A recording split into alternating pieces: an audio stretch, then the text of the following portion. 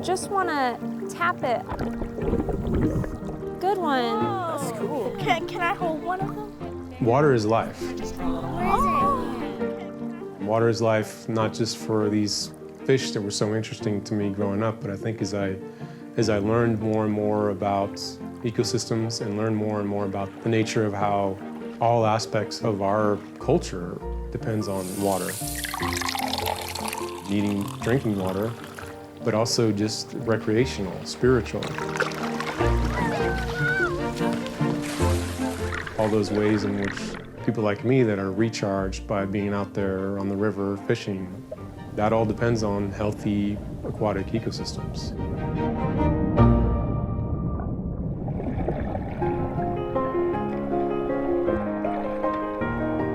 I went to work for the Nature Conservancy first with the Freshwater Initiative. That was really the group that figured out how to bring the Nature Conservancy into being a player in water conservation.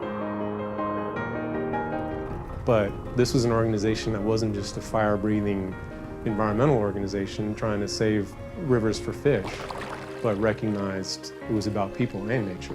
Oh, I got a goggle eye. Hey, baby daddy. Which is critical, because there won't be an environmental solution that works unless it also works for people. When I'm sitting here fishing like this, I don't have a care in this world.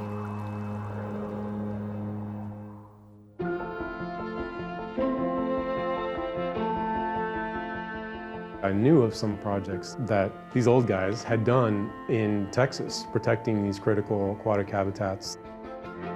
At that time, the Nature Conservancy had a very, very influential board member who was Dr. Clark Hubbs from the University of Texas. He was a world expert on fishes, but especially on desert fishes and especially on Texas fishes. I would argue that water is important to the future of the globe, because if you don't have water, the normal biological processes, include us, would disappear. And his promotion of water conservation and aquatic biota conservation for Texas were seminal and foundational for the importance of aquatic conservation. Biodiversity is why things will be fine for my great-great-great-grandchildren, and if we don't have those animals and plants in there, my great-great-grandchildren may go extinct. We need the biodiversity for our future. There's not a river or a spring system that the Nature Conservancy has not been a critical player in. We want to keep working lands working, and that ag producers can actually continue to make an economic living off of the land.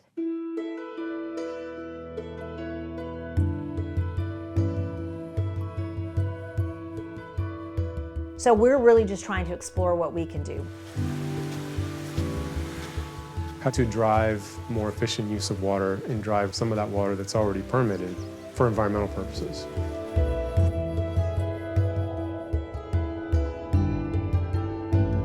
We're trying to figure out conservation practices that we can work with landowners to see if they can look at regenerative ag practices that have rotating of their cattle or rotating of their crops.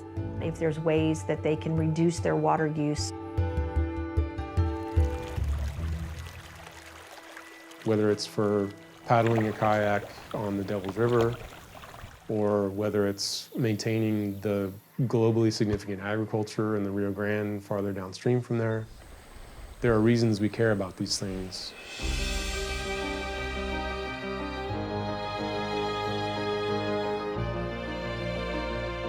And that's added up to protection of over 200 miles of rivers and streams in Texas.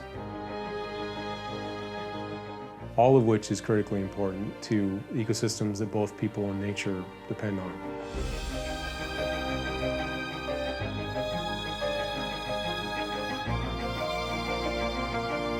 And has added up to protection of some of those most iconic rivers and landscapes in the state. You know, you ask, am I hopeful? Well, you have, these two big risks to your resources. Land use changes, and that could be pumping, agriculture. Another one of the things that we couldn't talk about just a few years ago is climate change. There was a period where climate change was really not well received, but it is now. People are starting to accept some of these new concepts, and because of that, I think that there's hope for the resources.